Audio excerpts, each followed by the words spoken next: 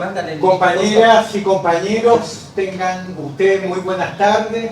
A quienes están aquí presentes y a quienes están virtualmente en esta sexta jornada de la Escuela de Comunicación Popular y Contenidos Políticos 2025.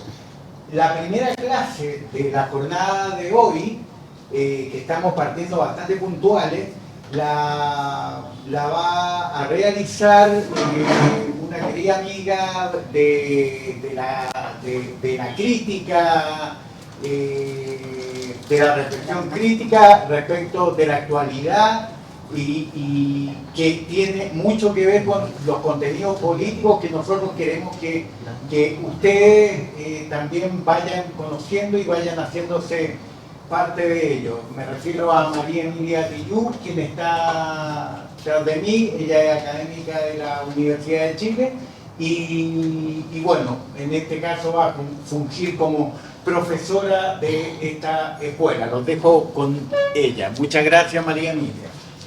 Bueno, compañeros, compañeras, muy buenas tardes. Muchas gracias por venir a pesar del calor que nos tiene algo atontados. Es un gusto estar con ustedes y entregar algunos elementos que siempre son generales y yo diría quizás siempre aprender de ustedes, porque en este mundo de la comillas academia se ha olvidado un poco de lo que significa ser profesor, ¿no? Y ser profesor significa interactuar, aprender de los demás también e intentar modestamente a veces entregar algunas cosas, que es lo que voy a hacer hoy día. Hace muchos años que trabajo esta temática y, sin embargo, antes de llegar a hablar de migraciones, de migrantes, de personas migrantes, quiero dar algunas pistas o pellizcar algunas cosas con las que seguramente ustedes se van a sentir muy de acuerdo. Entonces, he denominado a lo de hoy migraciones en Chile, me refiero a las migraciones contemporáneas, las actuales, cuerpos otros, lo puso intencionalmente porque ya vamos a ver qué tiene que ver con el mundo del trabajo, ¿no? Con el mundo de la explotación. Para la explotación y el racismo. Entonces, primero, pensemos con Marx, ¿no? El capitalista no es más que el capital personificado, que su alma es el alma del capital. Y eso implica que solo le importa crecer, agrandarse cada vez más. Lo cito en página 279, volumen 1 del Capital, y dice lo siguiente: el capital es trabajo muerto, que como un vampiro vive solo de chupar trabajo vivo, y cuanto más vive, más trabajo chupa. Y agrega que ese vampiro no se va a saciar hasta que quede por explotar un solo músculo, tendón o gota de sangre. Cierre comillas. Este es el lado vampírico de Marx, ¿eh? Que está en varios lados, pero el hecho de chupar la sangre, ¿no? El hecho de estar en estas condiciones, vemos que efectivamente nos va a llevar lentamente a lo que implica lo que hoy día queremos decir. Y otra cita, que es una cita de Aimé Césaire, que es un autor que trabajó mucho respecto al fenómeno de la negritud, junto con Frantz Fanon, junto con Leopoldo Sangol y otros más. Y miren lo que dice en su texto que está en Cuaderno de un retorno a la tierra natal. Dice Césaire: y este país gritó durante siglos que somos bestias, que las pulsaciones de la humanidad se detienen en el umbral del mercado de negros, que somos un estercolero ambulante que repugnantemente prometía cañas tiernas y algodón, sedoso, y que se nos marcaba con hierro candente, y dormíamos sobre nuestros excrementos, y se nos vendía en las plazas y la vara de paño inglés, y la carne salada de Irlanda costaban menos que nosotros, y este país vivía en calma, tranquilo, diciendo que el Espíritu de Dios estaba en sus actos. Esto es el fenómeno de la esclavización. Esto es lo que se ha olvidado tanto en este país. Se ha olvidado, por ejemplo, que hubo senegaleses en Chile que lucharon por la independencia de este país, que los persiguieron y en algunos casos los ahorcaron quienes conocen Concepción en la denominada Laguna de los Negros, ¿no? Pequeños detalles para que veamos que hoy día, por ejemplo, algo que yo vi en un lugar donde había muchos migrantes buscando que los fueran a buscar en unos camiones para ir a trabajar en condiciones infrahumanas, vino un tipo y dice así: ¿a cuánto el lote? Y hace este gesto: ¿a cuánto el lote? Esto es hoy día en Chile. Entonces, estamos hablando de esclavización, de personas esclavizadas, y estamos hablando de cómo se chupa la sangre. Entonces, vamos a hablar del imaginario racista y la violencia colonialista. Si uno se pregunta, ¿qué es el colonialismo? El colonialismo no es una relación de intercambio, es de sumisión, de dominación. Y el paroxismo, es decir, el exceso, lo más terrible, es la relación amo-esclavo. Una relación que nos lleva a pensar no solo a la migración, sino a pensarnos nosotros mismos. ¿En qué momento nosotros hemos estado en ese lugar? El imaginario racista colonial que viene del colonialismo europeo, que operaba en los pueblos negros de las colonias, que es algo muy fuerte, comillas, dice Sangor, que trabajaba también junto con Césaire y Fanon, cuya consecuencia fue el desprecio, la explotación, la denigración y la brutalidad. Hoy se proyecta esto que ocurrió hace tanto tiempo en el cuerpo del migrante o de la migrante, para advertir sobre la violencia racista que tiene lo que se llama el imaginario humanista. El imaginario, voy a decir algo más feo que no a todo el mundo le gusta, de los derechos humanos, que son para algunos, pero no para todos, ¿no? Uno podría extenderse en esto, decir, no son para la gente que está presa, no son para los perseguidos de la revuelta, no son para las personas que viven en la calle, no. Y menos todavía para una persona migrante. Para Fanon, que como ustedes saben escribe Los Condenados de la Tierra, también escribe el hermoso libro Piel Negra, Máscaras Blancas, de ahí viene lo que les voy a decir, el paradigma humanista, que es civilizacional, es decir, se preocupa de la civilización, de lo civilizado, de lo ordenado, de lo europeo, de lo bueno, podríamos seguir, y racista del dispositivo colonial europeo implica asimilar, pero desde una misión civilizatoria, es decir, hagan parte de nosotros, ¿no? Pero como nosotros queremos, no como ustedes piensan. Y Francia, que es donde hace su crítica Fanon, representa el mundo civilizado, ¿no? En esos momentos. África y el Caribe son mundos bárbaros, como hoy día también. Ya al final hablaremos algo de las 10 medidas de Donald Trump sobre la migración, ¿no? Entonces, africanos y caribeños sí, son considerados humanos, ¿no? Uno podría decir estar dentro de esa categoría, pero su cultura no vale nada. Son humanos, pero la cultura no vale, dice Fanon. Hay que asimilarlos, como decía Césaire, y convertir, fíjense, a cada hombre de la colonia en un francés, pero con piel negra.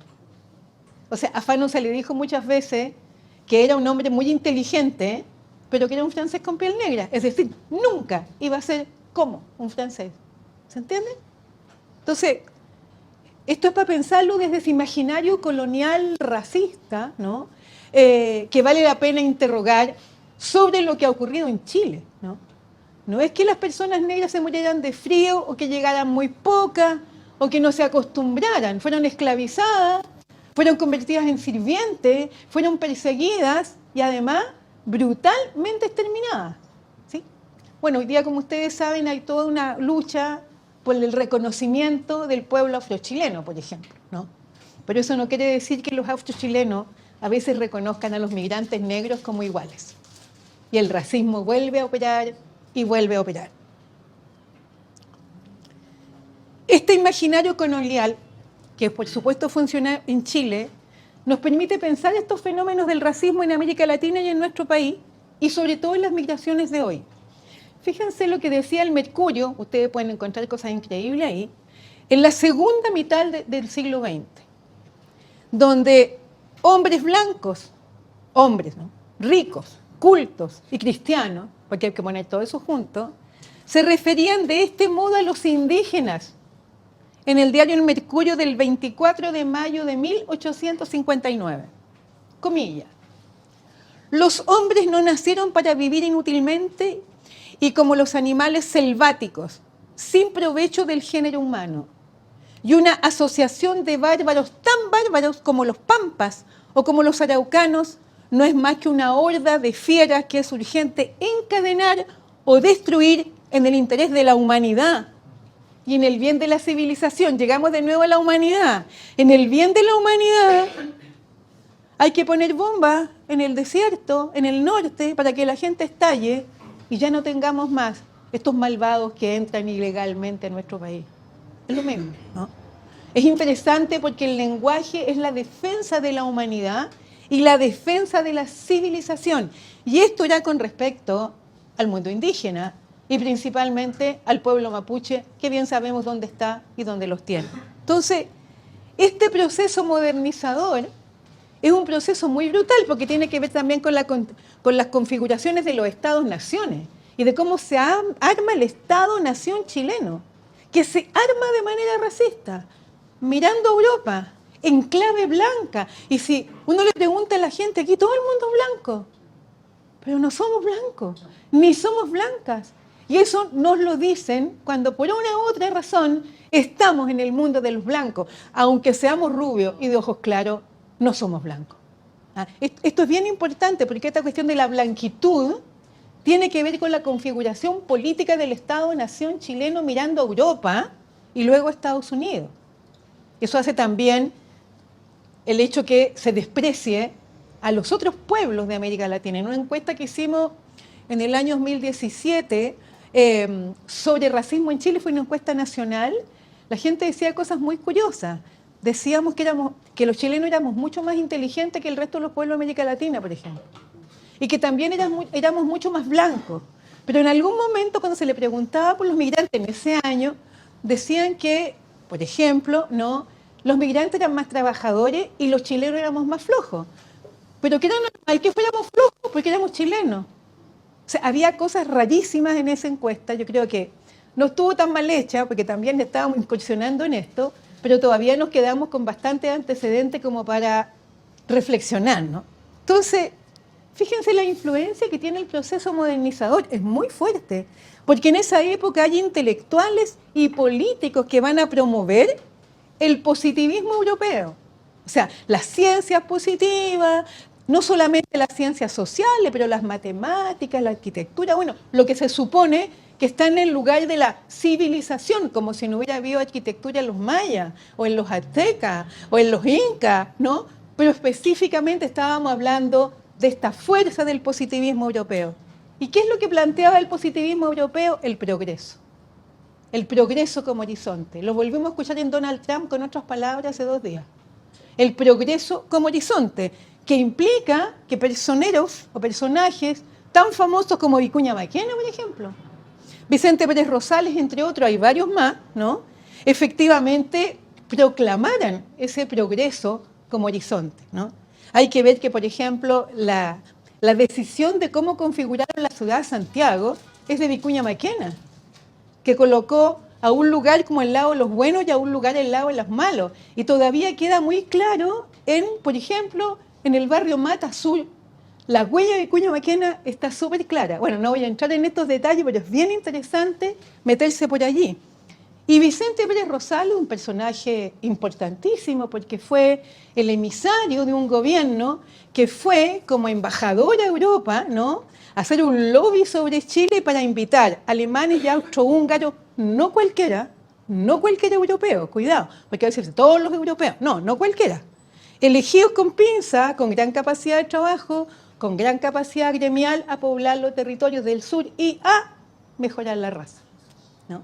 Digo, no todos los europeos, porque los italianos lo pasaron muy mal, fueron incluso perseguidos, hubo franceses perseguidos y también españoles porque traían consigo ideas anarquistas. Entonces, hay varias cuestiones ahí que vale la pena trajinar, ¿no?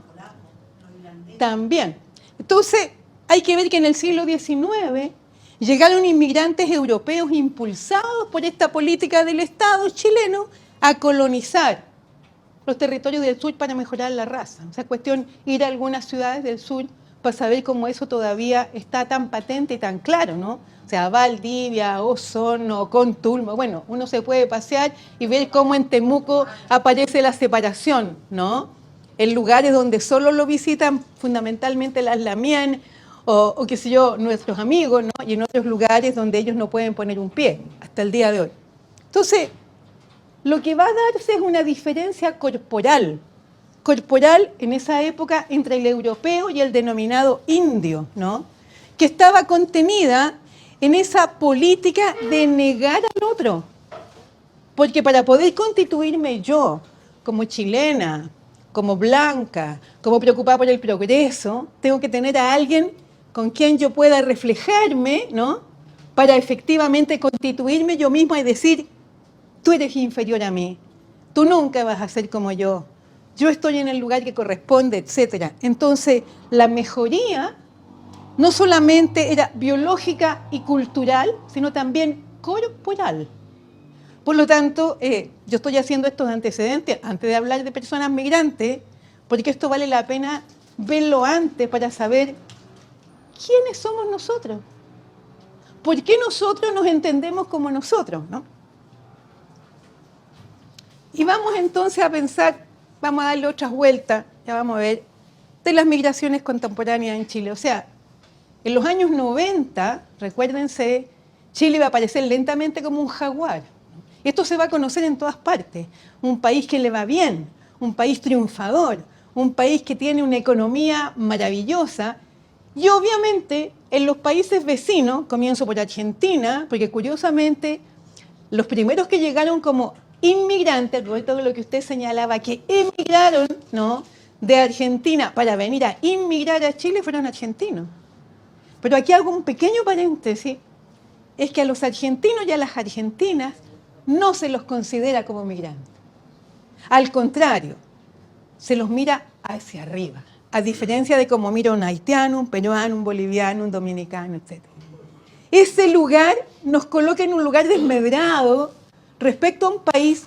Me acuerdo de un trabajo que hicieron unos estudiantes muy simpáticos que estudiaron el dicho ese de los argentinos se creen la muerte.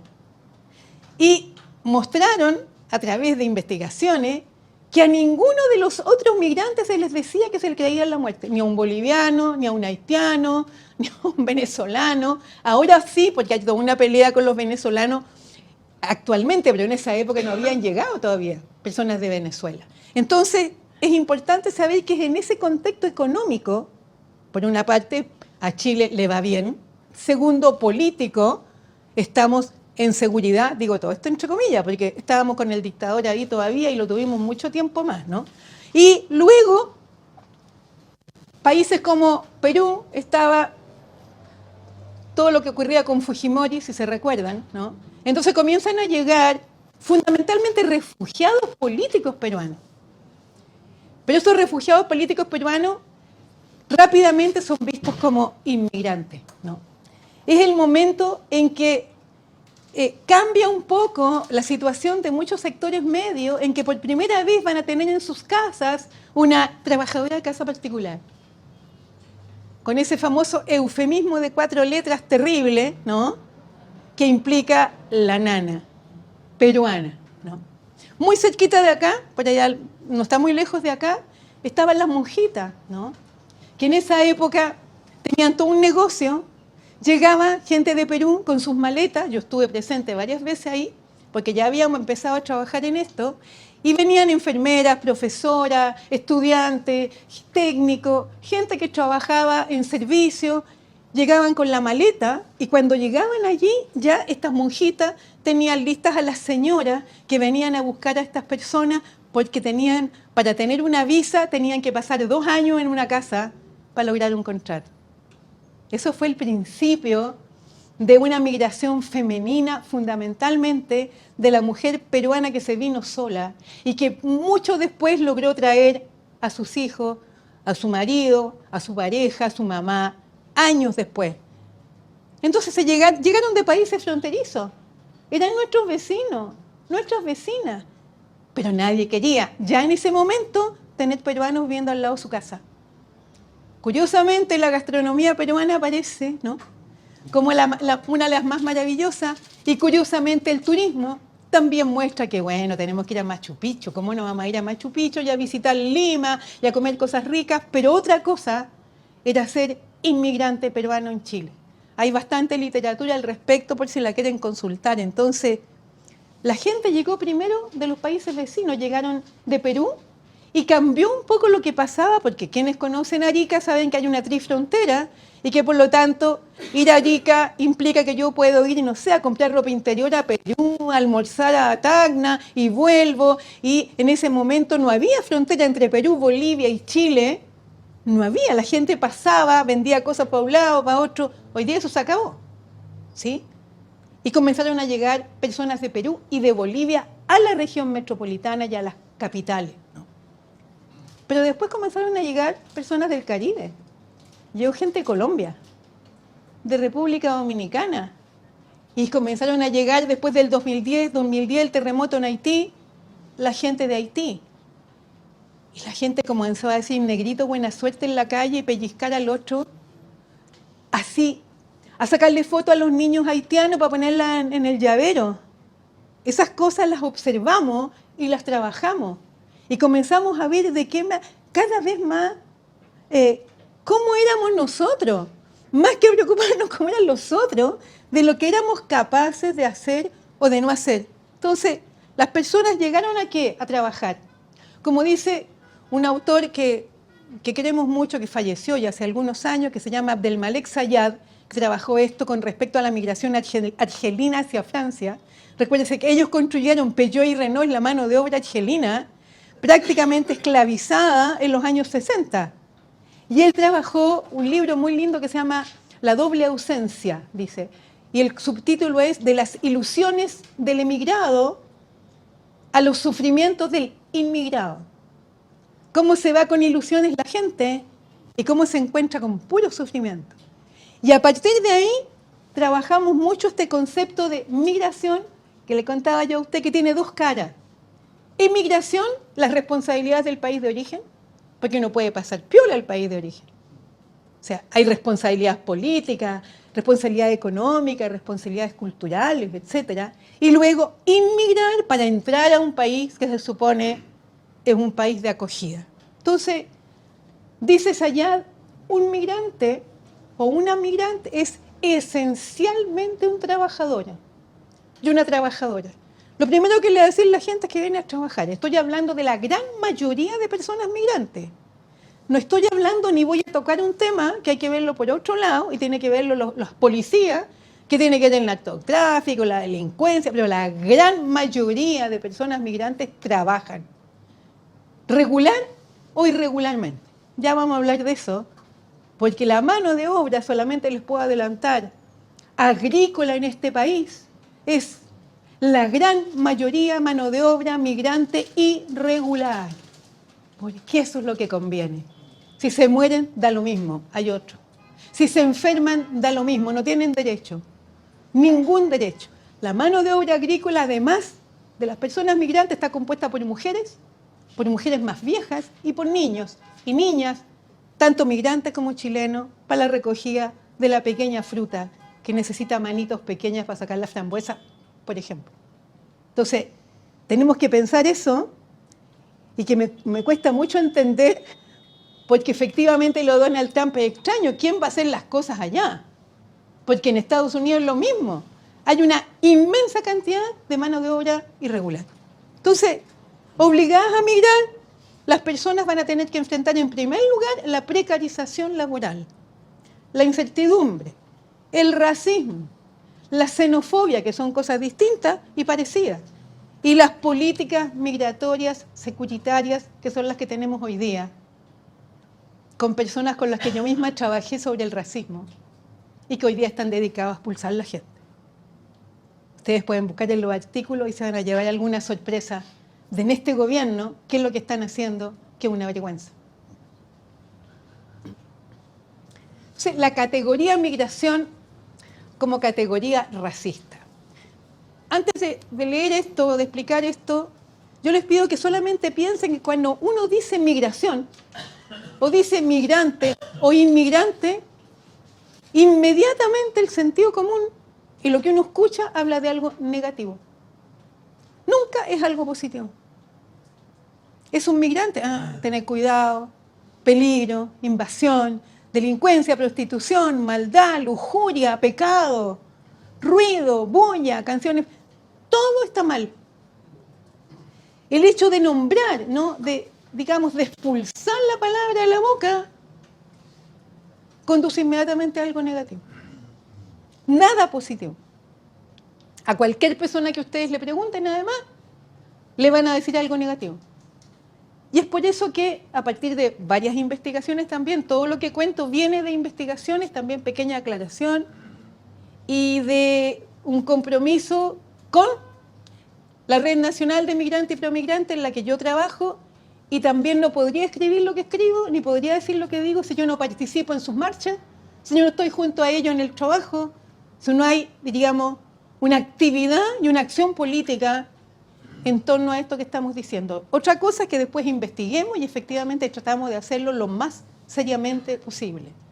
Y es así que decimos que la categoría migración es racista, porque todo lo que contiene es negativo. Entonces, ¿qué es lo que contiene esta categoría migración o la palabra migración cuando uno comienza a, diríamos, a escarbar, ¿no? Me gusta también la palabra escarmenar, que es como más antigua, ¿no? Cuando uno se escarmenaba el pelo, o escarmenó y escarmenaba los chalecos también, para que fueran unos chalecos peludos. Esto es muy antiguo, los cabros a lo mejor ni cachan esto, pero en mi época se hacían esas cosas, además que uno no tenía mucha plata, así que cualquier chaleco le pasaba un cardo, ¿no? Y lo escarmenaba. Bueno, ese escarmenar es una muy buena cosa porque implica sacar como pelo y ir por el fondo, ¿no? Entonces, contiene las naciones de civilización y de raza, que es un concepto muy jodido también, y que el sentido común aquí incluso lo tiene siempre a flor de piel, es la raza la mala, ¿no? Cuando se dicen esas cosas, hay que pensar qué digo cuando digo eso. Entonces, contiene civilización, contiene raza, y que hace una distinción que es súper perversa, pero que es real. Distingue entre migrante y extranjero. Entonces, ¿quiénes son los migrantes? 7 países. Perú, Bolivia, Ecuador, República Dominicana, Colombia, Haití y ahora Venezuela. Esos son los migrantes. No es migrante un argentino. Él se cree la muerte, habla muy fuerte, llena las playas, las mujeres apenas nos miran, porque nosotros los miramos de acá hacia allá, porque ahí nosotros estamos en problemas. Queremos ser como ellos, por eso decimos que se creen la muerte, ¿no? Y tampoco son migrantes, fíjense, los costarricenses, los brasileros, los panameños, los ingleses, los franceses, los españoles, los norteamericanos, los uruguayos, son extranjeros. Y además, como dice por ahí la gente, son más bonitos, son más altos, ¿no? No, a mí me caen bien, etcétera. Sentido común es muy bonito y es muy interesante analizarlo, ¿no? Entonces, ¿qué es lo que dice esta separación migrante-extranjero? Volvimos de nuevo a la Constitución del Estado-Nación, al progreso mirando a Europa. Es decir, los europeos o los extranjeros, pero sobre todo los europeos, son un aporte para el mejoramiento físico-racial del país. Entonces, ejercicios que hacemos que son divertidos, ¿no? Señora, ¿qué diría usted si su hija, que tiene 20 años, tiene un novio holandés? No, yo lo invito a tomar once. ¿Y si su novio es haitiano? Y cambia la cara, que es muy bonito mirar la cara de la gente, cambia el rostro, cambia la actitud, porque efectivamente estamos en un problema bastante serio. Lo que opera acá es lo que nosotros llamamos una cesura biológica racista, del racismo más antiguo, de ese que uno supone que ya no existe, ¿no? De, no sé, poesía que uno aprendió cuando chica, y ahora yo la pienso, digo, ¿qué era eso? En la puerta de su casa estaba la niña negra. A lo mejor alguna de ustedes conoció esa poesía, ¿no?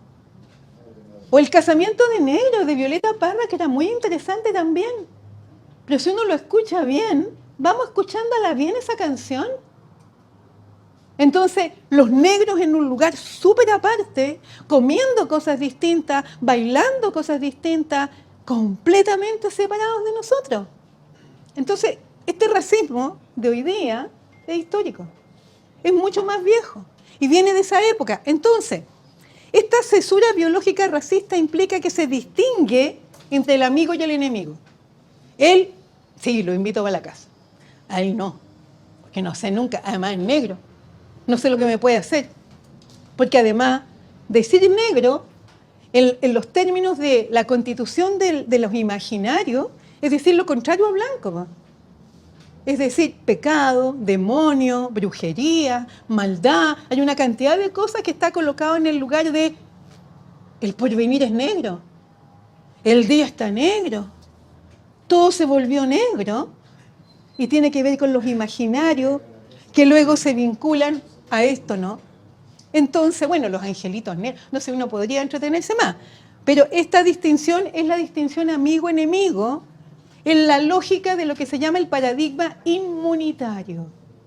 Tenemos que inmunizarnos para que nadie nos contamine, para que nadie nos ensucie, para que el que llega nos haga bien y no nos eche a perder, no solamente como pueblo, sino como economía, comillas, como raza. Entonces, así se constituye lo que hemos llamado la comunidad o inmunidad en la siguiente modalidad.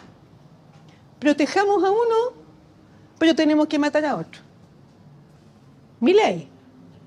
¿De acuerdo? Los jubilados, ¿qué importan? Las abuelas de Plaza de Mayo, ¿qué importan? Los asesinados, torturados, ¿qué importan? Porque lo que tenemos que hacer es un país que sea genial, ¿no? Bueno, esto lo encontramos en varios textos, los textos de Michel Foucault, no voy a entrar en eso, pero hay una cantidad de elementos que nos puede ayudar a pensar en esta lógica del amigo-enemigo para que vamos entendiendo lo que ocurre con la migración. Además de esta división, con el migrante emergen otras cosas que dividen o separan por distintas razones. Un ejemplo, el color. Color de piel, ¿no? Trabajando con niños, esto fue hace bastante tiempo, en los colegios, trabajé harto en colegios, y niñas, todas mirándose las manitos, había niñas peruanas, me acuerdo, había niñas colombianas y niñas chilenas, y se miraban las manitos y se decían, ¿quién era más blanca que quién? Por supuesto que una más blanca, más negra, más morena, más no sé qué, porque además nosotros somos especialistas para ponernos colores. Morena pálida, trigueña, blanquita, súper blanquita, demasiado blanquita, que me quemo al tiro, no sé qué. Y las niñas, dos de ellas, me acuerdo de una niña peruana y una chilena, mirándose las manos, ¿no? Una le dice a la otra, pero tú eres más negra que yo. Le dice la niña chilena a la niña peruana, y la niña peruana era más blanca. Y le dice, no, le dice, yo soy más blanca que tú. Estamos en segundo básico. Y la niña chilena le dice, no, le dice, tú eres más negra porque eres peruana. Diferencia por el origen, diferencia por el color, diferencia por el acento de cómo se habla el español. Una chica venezolana hace pocos días me decía, yo intento no hablar. Y así nadie sabe quién soy, ¿no? Entonces, ahora, esto que les estoy contando no solamente es un problema con los migrantes, porque también ocurre entre los propios chilenos y las propias chilenas.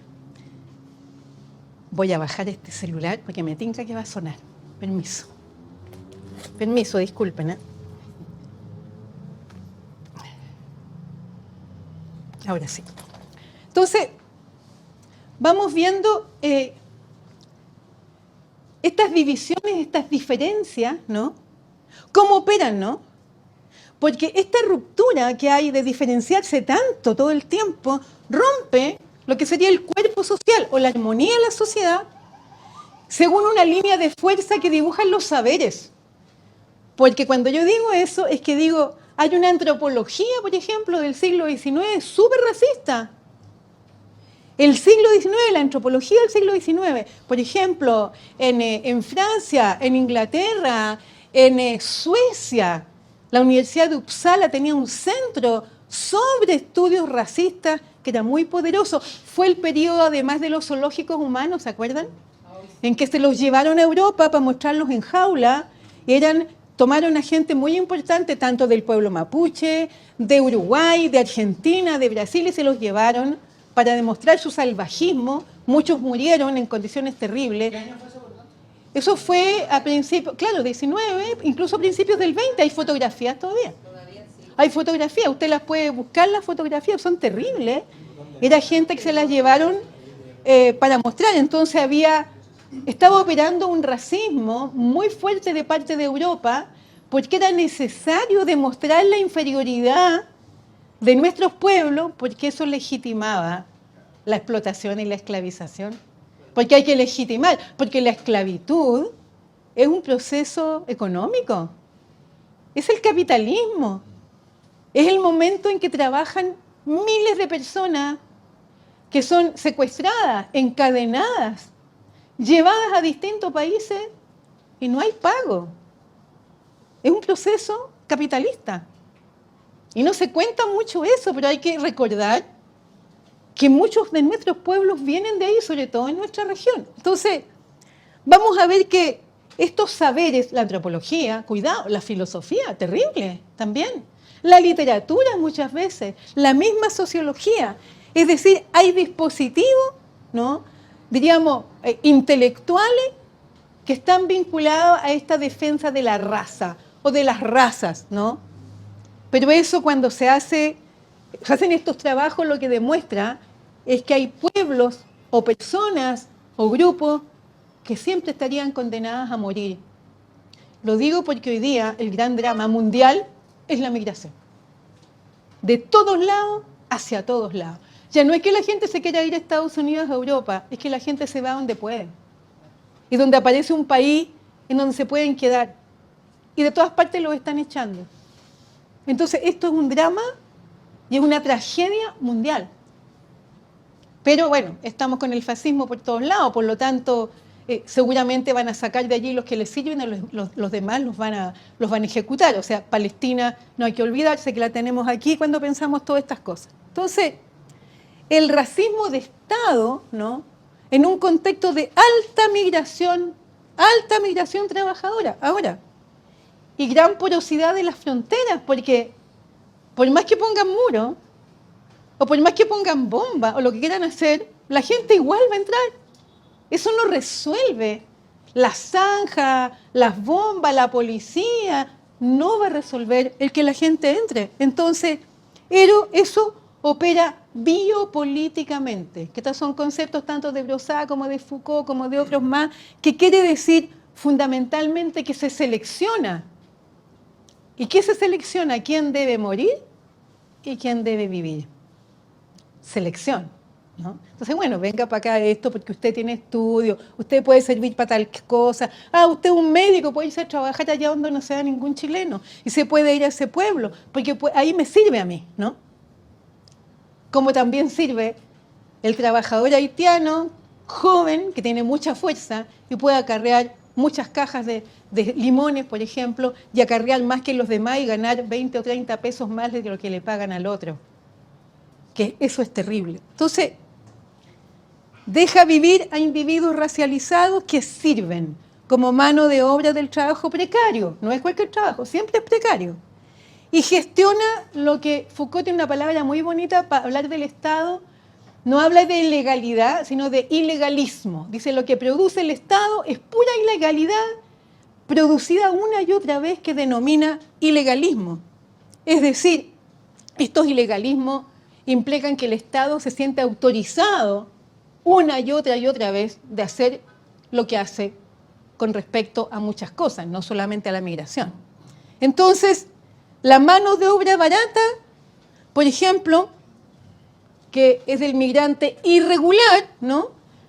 También ocurre que en el migrante que es regular va a buscar los papeles y le dicen, no, se tiene que esperar 6 meses porque no le llegan, y pasa de ser de regular a irregular de un momento a otro. O sea, vive entre la regularidad Y la irregularidad, pura incertidumbre, y por lo tanto lo que hace es ir a vender a la calle. No todos los vendedores ambulantes son delincuentes. Hay muchas personas migrantes vendiendo en distintos lados. Bueno, etcétera. Como para dar algunos ejemplos. Entonces, el otro problema es la falta de papeles. Sin papeles, usted no es nadie. Sin carnet, usted no es nadie.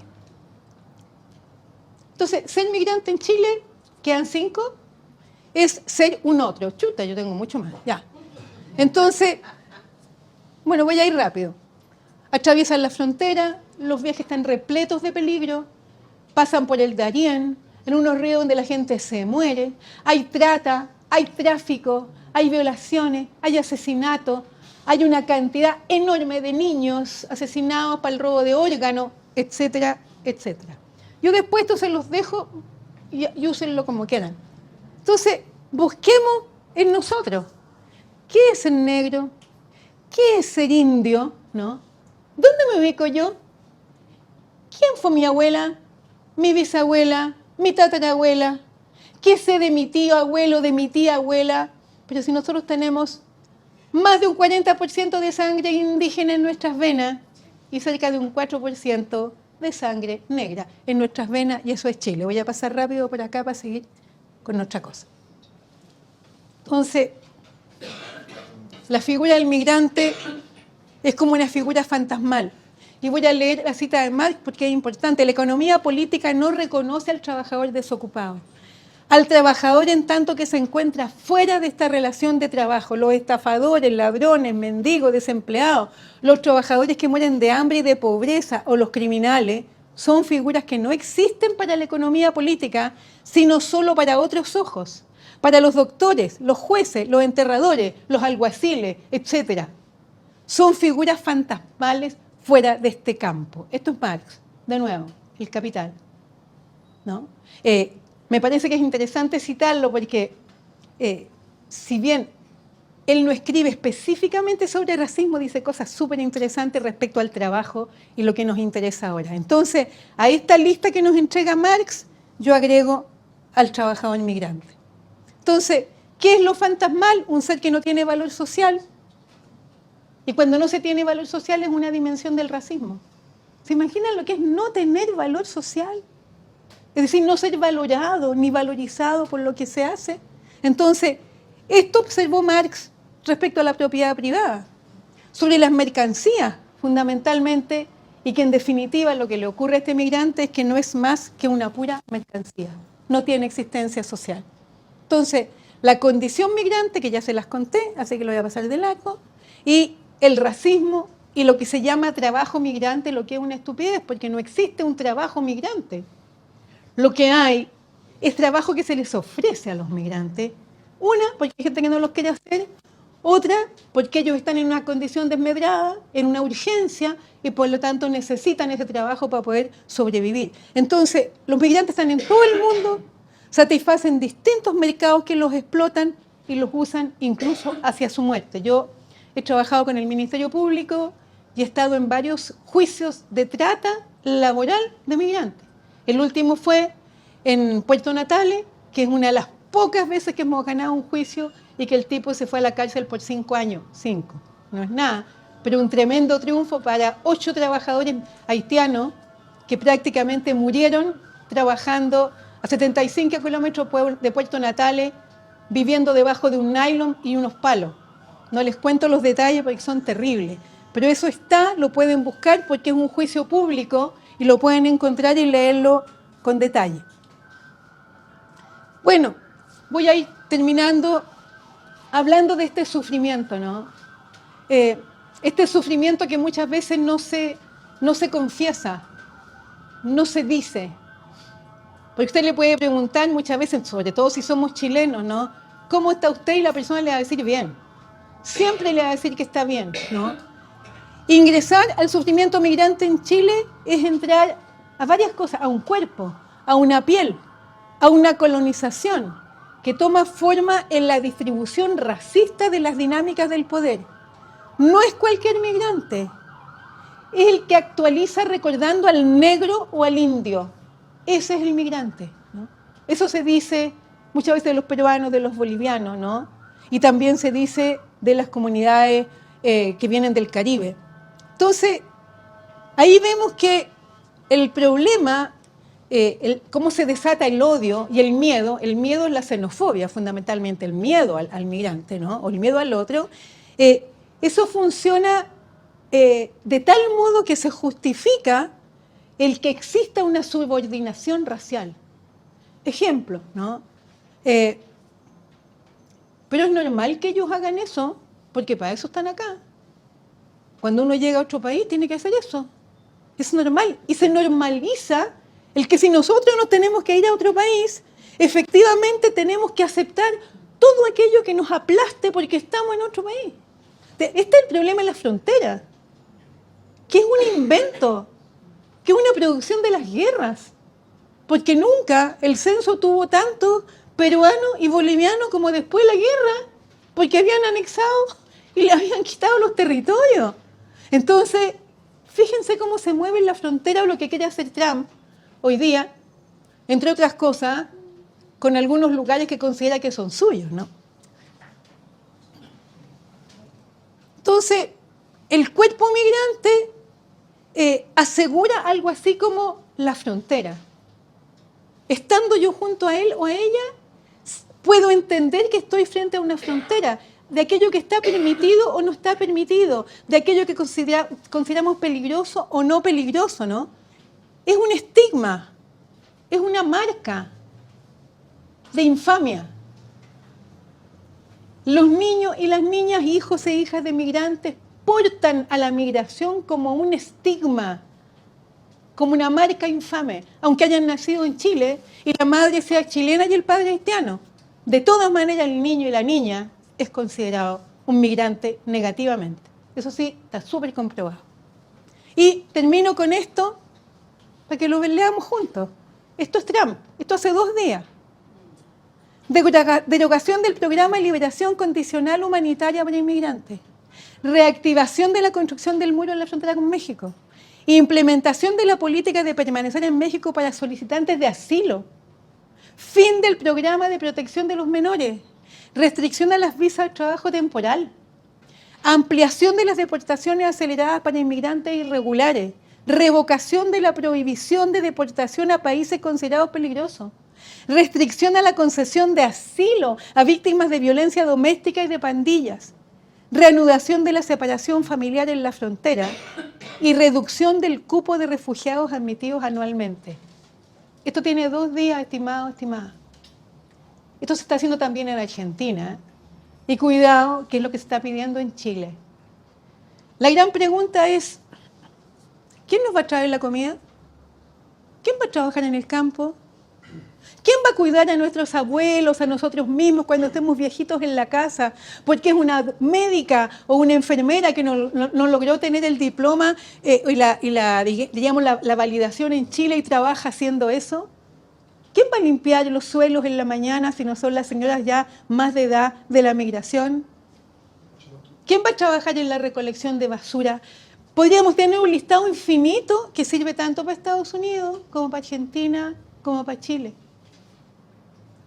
¿Quién nos salvó durante la pandemia? ¿No? Entonces, esto no pretende ser una suerte de oda ni de idealización de los migrantes, porque los migrantes son como nosotros, porque nosotros podemos ser migrantes, vamos a ser como ellos. Tienen sus problemas, sus dificultades, sus costumbres simpáticas, las otras menos simpáticas, sus modos de hablar, de bailar, de reír. Son nosotros, no son los otros. Pero sin embargo, esa reflexión cuesta mucho llevarla a cabo. Entonces, a mí me parece que lo que intenté hacer es traer a algunos autores como Marx, para entender que esto tiene que ver con el capitalismo, con el colonialismo, con el imperialismo, con el patriarcado y con el racismo y con la modernidad. Ese proyecto prometedor europeo que supuso que tenía que darle la lección a todo el mundo para dividir el mundo entre Europa y los demás. Y 3 continentes, Asia, África y América Latina, en el suelo, solo que hoy día No sé si China va a estar tan contento y si no va a hacer lo que tendrá que hacer al momento de que este hombre quiera tomarse el poder en nuestros países y en nuestro continente. Entonces, reflexione como para darle una vuelta y decirles que hablar de migraciones implica tocar todas estas cosas. Hay muchas cosas que no toqué porque no hay tiempo, pero implica que efectivamente tenemos que darle un poco vuelta, ¿no? a esta mirada que tenemos y pensar en nosotros y nosotras mismas y pensarnos para preguntarnos ¿qué diantre nos ha hecho ser racistas a nosotros? Porque todas y todos lo somos un poco. Muchas gracias.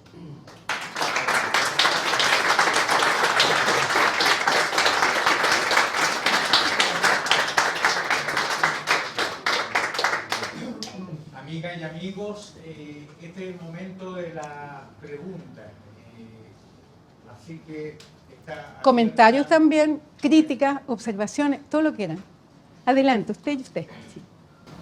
Sí, igual me parece, yo lo entiendo, en el caso, estamos hablando hipotéticamente de Estados Unidos, pero igual es fuerte la pregunta como ¿quién nos va a traer la comida a las 2 de la mañana cuando pide un Rappi? Igual me parece, por ahí va como insensible cuando la familia, la realidad migrante es tan terrible con los niños y no se proyecta nada bueno, porque están tirándonos en guetos, sin parques, sin... bueno. Pero iría un poco antes, yo creo que más que recoger el agua, habría que como un poco cerrar la llave un poquito, pero no me refiero al término Trump, sino que lo que hizo Piñera fue ponerse al medio, hacer un Lollapalooza para ponerse al medio y decir que estamos en un oasis, porque los capitalistas o esta mentalidad se benefician mucho de un trabajo irregular, porque no pagan ni una cuestión, pues mucho más barato, un trabajo más flexible, se mueren, no le importa a nadie, y lo podéis tener viviendo en lugares muy hostiles, muy hostiles. Entonces, claro, porque entiendo lo que dices, porque en Estados Unidos los capitalistas finalmente van a entrar ahí pero hablando con gente ya en Nueva York, por ejemplo, tienen leyes que es básicamente muy difícil llevar esas cosas a cabo porque se sostiene mucho el trabajo irregular, se sostiene mucho en la economía de Nueva York. Y básicamente como el trabajo de Estados Unidos es bien, o sea, me parece que es una cosa más espectacular para crear resentimiento y división en la sociedad en este momento, más que alguna realidad, como desborde no puedo hacer nada con los toldos, no sé si habrá querido hacer algo, ¿verdad? Porque esa gente, ¿para dónde se va a ir? Disculpa, no. No, pero usted tiene toda la razón, porque solamente un pequeño detalle, esto ocurrió hace algunos años, pero en el momento en que se pidió con Piñera cerrar la frontera, Hernán Vigi sacó una carta diciendo que por ningún motivo, porque hacía falta mano de obra para los empleadores. Y esto también está sucediendo hoy día. Entonces, claro, lo pongo esto porque efectivamente es irreal, porque la cantidad de migrantes en Estados Unidos es gigante, ¿no? Pero tiene usted toda la razón, que es bueno reflexionar para ver cuál es el verdadero sentido de enviar, porque esta es una sola cosa, envió mensajes para un montón de cosas más, termina las guerras, no sé qué. ¿Cuál es el sentido político que eso tiene? Así que muchas gracias. ¿Sí? Aquí y acá. Y luego también están preguntando la gente que está de manera virtual que nunca puede participar de la parte de las preguntas. Adelante. Así que después de ustedes dos, por favor. Me surge la pregunta a partir de todo lo que usted ha investigado, porque desde antes de esta como racismo, porque antes desde la izquierda el discurso de que todos somos pueblo pobre, como que no había tanto, bueno, en el sentido como la mayoría puede decir que con los peruanos, que empezamos a ver como otros distintos, pero también en el ámbito comunitario estaba, previo a mirar menos al migrante, estaba los de la otra población, el otro. Así. Entonces, no sé, muy buena reflexión. Sí, no está en el ADN eso, está en la que nosotros formamos opinión a través de la tele, de los medios de comunicación, la hegemonía que hemos estado viendo. Entonces, ¿cómo hay eso como me pasa? Porque hoy día yo, en la Sepúlveda, odio a los venezolanos. Pero claro, porque la tele me muestra al que dice que si yo me tengo el sazón y ustedes no sé qué, y con quien hable todos odiamos a los venezolanos. Entonces, ¿cómo? Y hoy día vuelvo a empezar con todo esto que nos ha transmitido, pero ¿cómo? ¿Qué hacemos? ¿Cómo podemos seguir replicando con otros y otras? Si la tele, por un lado, la derecha necesita o va a buscar a los venezolanos, o no sé, o necesita la mano de obra de la migración, o el voto. Y por otro lado nos bombardea con esto de dividirnos, mirar al otro como el enemigo, el delincuente, el que hace... Es que hay dos cosas en las que usted señala. La primera tiene que ver con esa necesidad de sentirnos superior frente a alguien, siempre, ¿no? Otro nos aplasta, pero nosotros tenemos que ir a aplastar al otro. Eso tiene que ver fundamentalmente con que Pinochet realizó en este país una revolución cultural, una de las más importantes del mundo.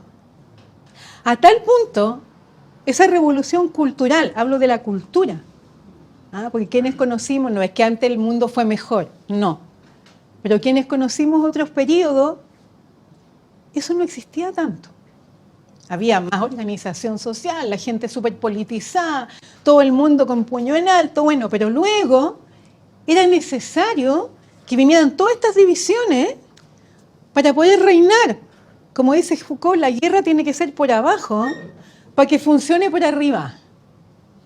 Porque en ese sentido de una suerte de conciencia de clase, los ricos, voy a decirlo así, los dominantes, siempre se ponen de acuerdo.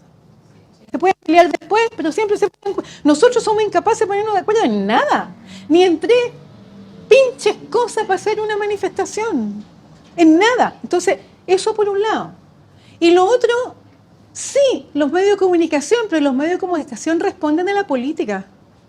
No son los medios de comunicación los que inventan esto para hacer estas cosas. Eso viene de arriba. Los medios de comunicación replican lo que ciertas políticas ponen en juego. Y hoy día tenemos, si hacemos un análisis tranquilito nomás, de figuras de los peores fascistas de este país, Morandé, la Patricia Maldonado, y la otra, la Argandoña, con un rating gigante, donde la gente los ama. La gente de nuestras poblaciones, la gente de nuestros barrios y de nuestros condominios. Entonces saquémonos la venda, porque la izquierda no ha hecho nada. Mentira. Nosotros a lo mejor si tenemos alguna actividad o en alguna parte tenemos que hacerlo. Los profesores tenemos la obligación. Yo antes de cada clase hablo por lo menos 20 minutos de esto con los estudiantes. Porque me dicen, no, pero son cosas en la tele. No, sí, pues. Si es que resulta que los 4 canales a la misma hora están mostrando los campamentos, la pobreza, el desamparo, la gente en la calle. Están mostrando aquello que quieren destruir, porque lo quieren destruir, lo quieren quemar. Entonces, yo creo que por ahí, porque yo no doy receta, pero por ahí yo creo que es bueno, cuando usted dice qué hacemos, yo creo que hay que reflexionar. No tengo recetas para nada, pero reflexionar aquello que se nos cae en la cara, ¿no? De manera terrible, y preguntarnos siempre, ¿por qué estamos haciendo esto? ¿O por qué estamos pensando esto ahora? ¿Por qué yo puedo odiar a un venezolano? ¿Por qué si no me ha hecho nada? Porque lo dijo la tele. Bueno, pero yo puedo tener un espacio de libertad para decir que no tengo por qué responder a lo que me dijo la tele. Y eso es lo difícil hoy día porque nos tienen completamente aplastados. Y eso se llama alienación o enajenación. Sí. Yo continuando un poco con la temática, pero Gracias. quería hacer un alcance. Estuve viendo un documental, y yo veo muchos documentales a propósito de los temas que usted habló. En el YouTube están la exhibición de los seres humanos y todo eso, la historia. Hubo un orador que me impresionó mucho, no logré anotar su nombre, y decía: el gran problema que tenemos en Chile y en el mundo, en el planeta, es las comunicaciones.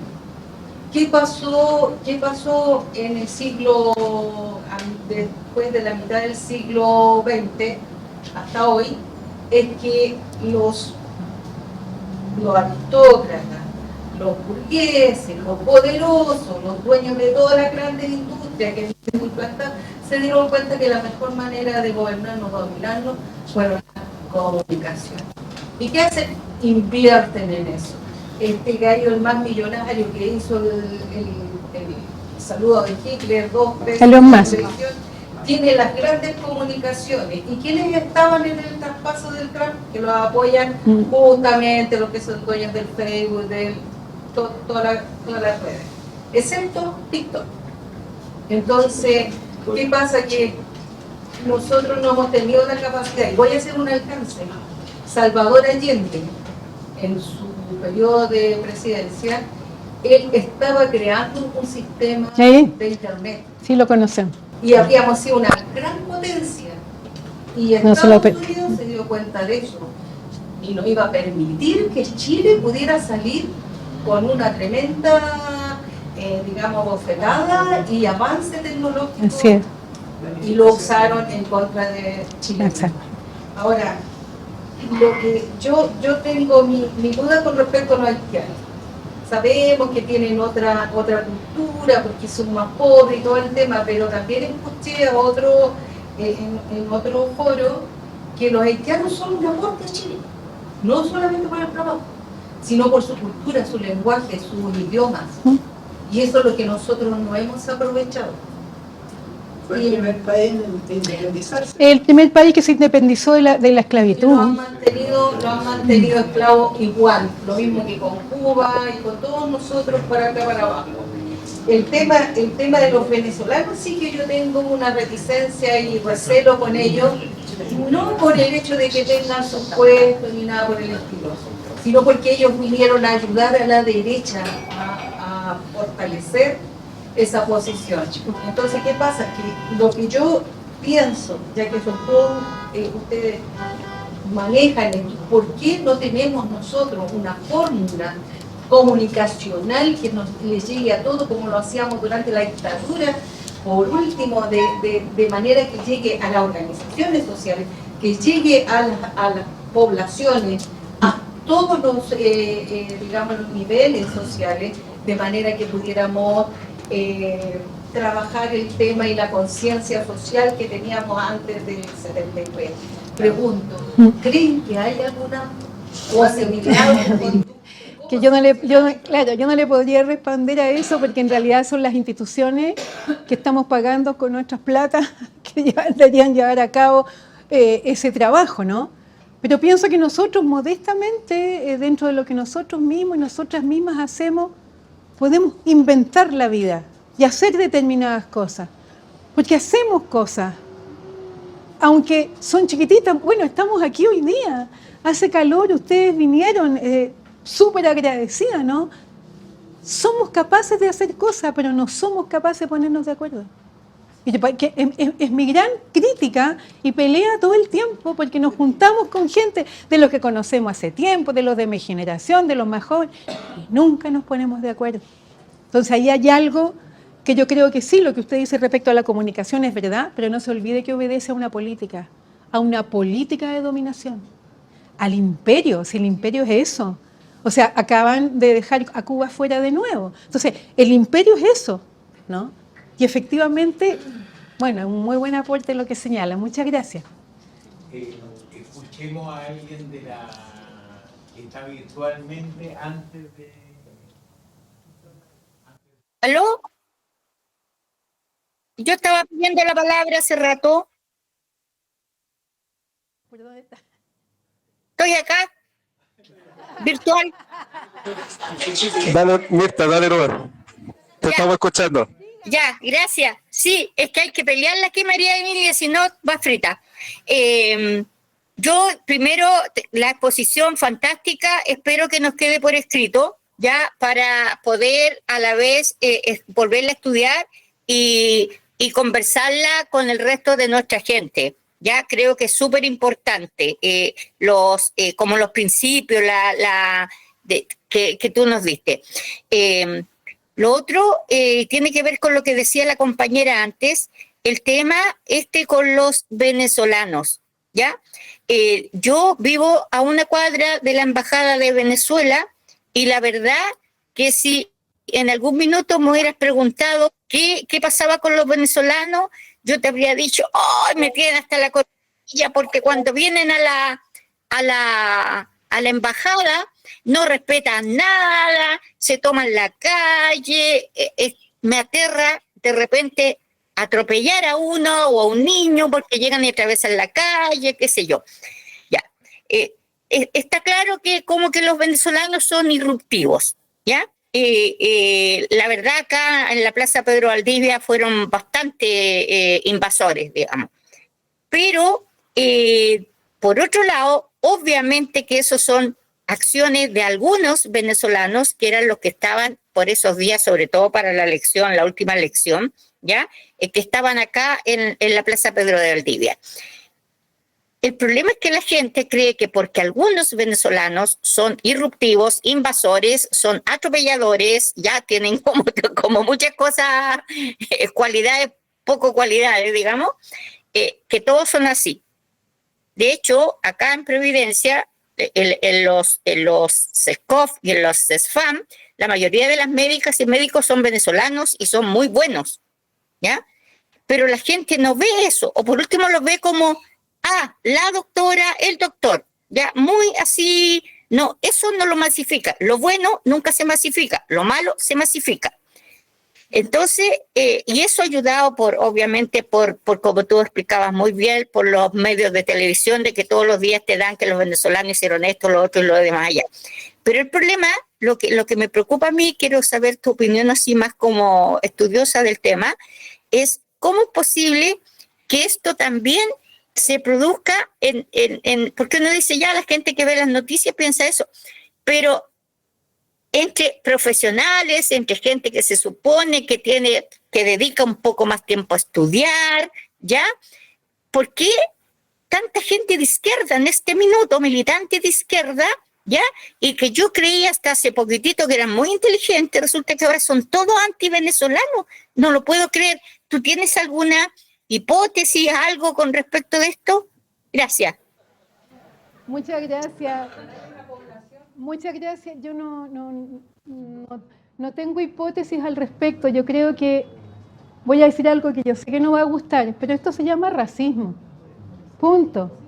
O sea, si yo veo una persona que viene llegando por Arica, que sus 3 hijos le tuvieron que amputar los pies porque pasó en un periodo de frío, yo no le pregunto de qué lado político es, me da igual.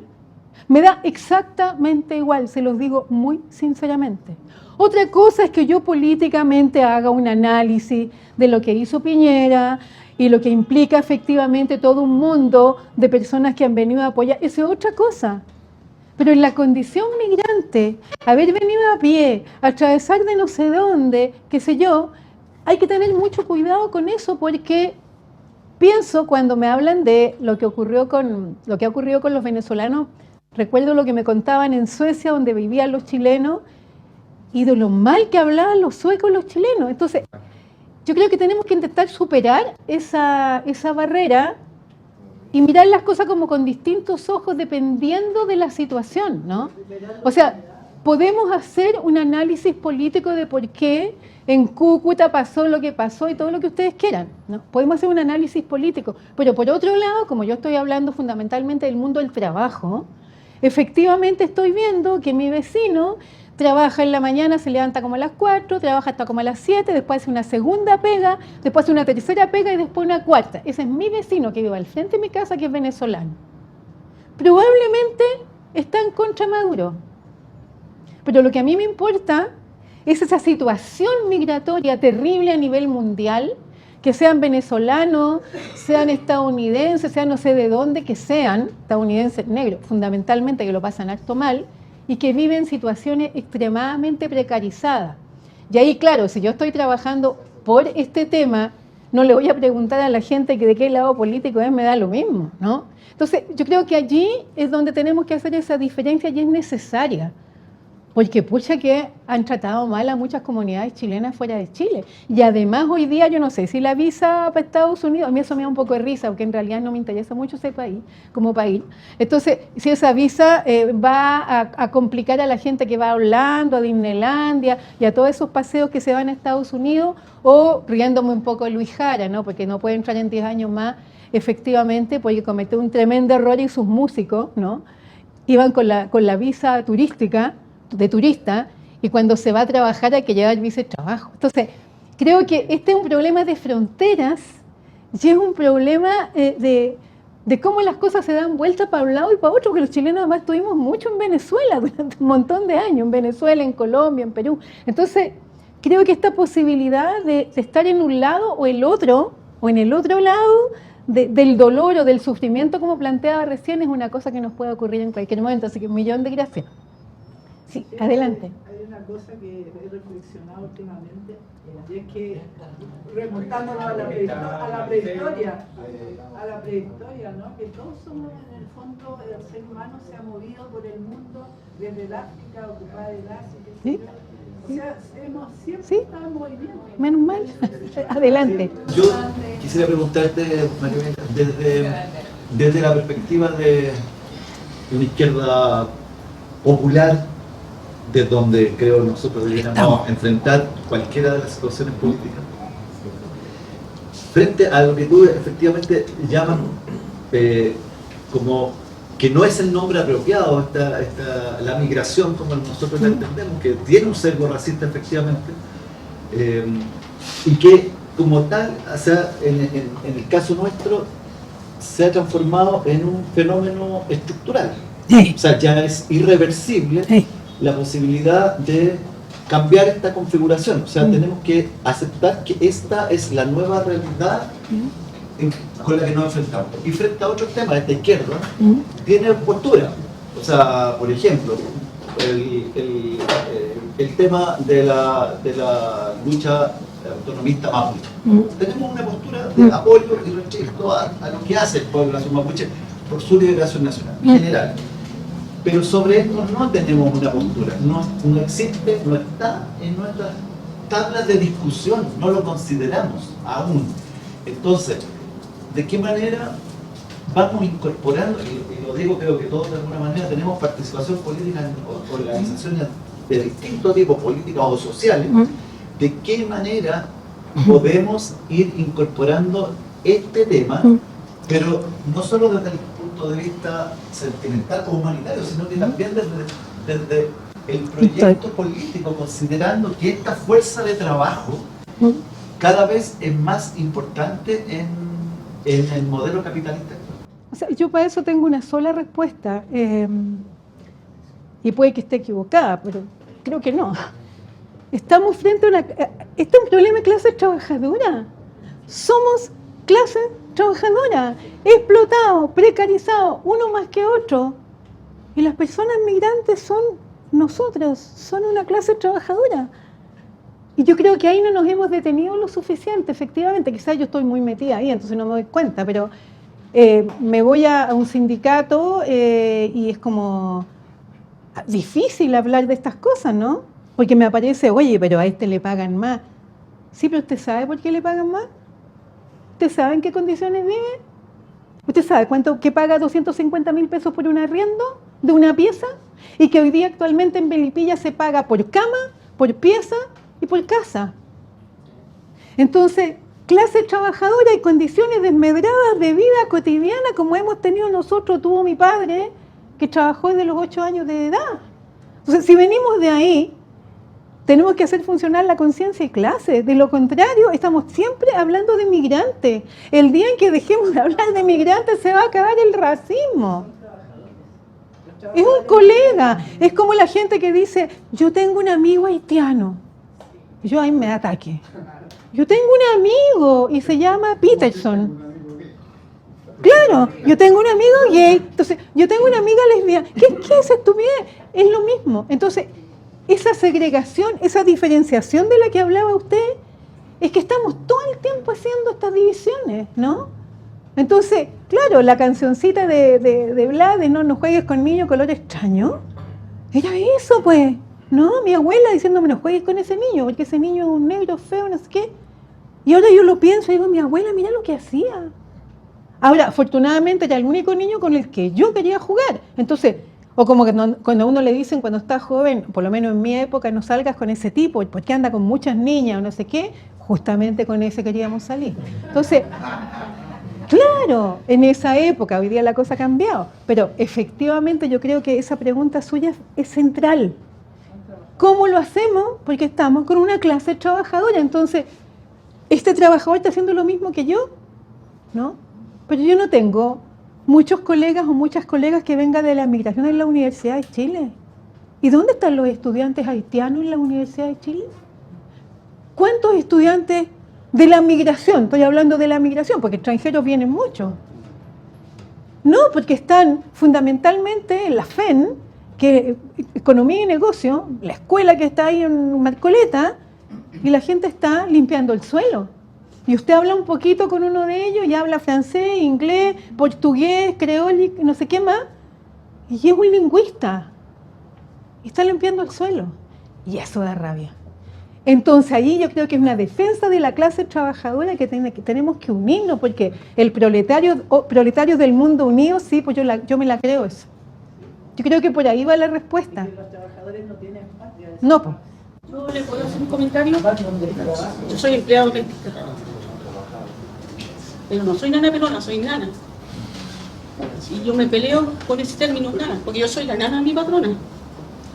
Y cuando yo le digo algo a mi patrona, ella no me cree. Pero si se lo dice el hijo universitario, ¿yo? Le cree a él. Y yo tengo muchas discusiones políticas con ella, muchas. Yo me la peleo políticamente con ella. Pero yo soy la nana. Antiguamente las nanas eran del sur. Sí. Pero yo sigo siendo, yo soy de Santiago, yo he estado en 2 países, yo leo lo más que puedo y me la peleo con mi patrona, pero soy la nana. Mi palabra no vale nada al lado del hijo del patrón que es universitario. Yo la otra vez peleaba porque ella decía que su nieta no tiene contrato de trabajo. Ahí en la municipalidad de Quinta Normal yo le dije, yo tampoco tengo contrato de trabajo.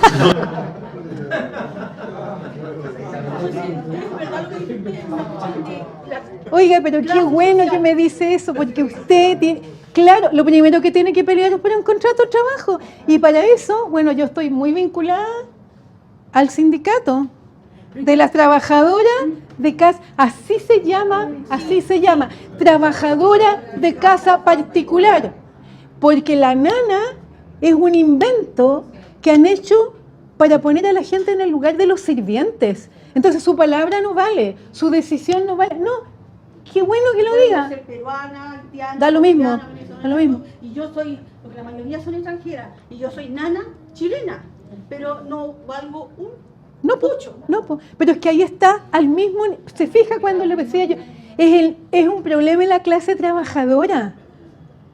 Es el problema en la clase trabajadora. Y también estuve conversando con compañeros de la construcción, que además ustedes saben que el mundo de la construcción tiene cosas súper entretenidas, uno de los mundos que de repente tiene cosas re entretenidas. Y pasa lo mismo, ¿sí? Adelante. La persona que la tiene trabajando a ella es de nuestra misma clase social. O sea, no tiene, digamos, un estatus o que esté allá. Es que eso pasó cuando yo les contaba al comienzo que en los años 90 había, porque recuérdense, no sé si alguno de ustedes en su infancia, en su casa, hubo una trabajadora de casa particular. Ni siquiera existía, como que no existía la idea que había que hacerse terapia, ir al psicólogo, ninguna de esas cuestiones. Bueno, era otra época, ¿no? Pero en los años 90, con esta idea de que efectivamente llega entonces, ocurren estos cambios tan grandes, la gente tiene más plata y aunque no la tengan tanto, la gente comienza a tener, comillas, nanas en su casa. Entonces comienzan a hacer todas estas diferenciaciones de nuevo con usted. Pero acá usted yo creo que tiene una palabra re importante porque fundamentalmente ella está en condición de ilegalidad con usted. Ella está en una situación ilegal y le puede costar súper caro. Y si usted hace bien las cosas, le va a sacar mucha plata. Te lo digo en serio. Y para eso hay abogados y podemos darle los contactos que se dedican a la cuestión laboral y les hace un dulce encontrarte con esos casos. Pero eso es ilegal. Ya, me tengo que ir.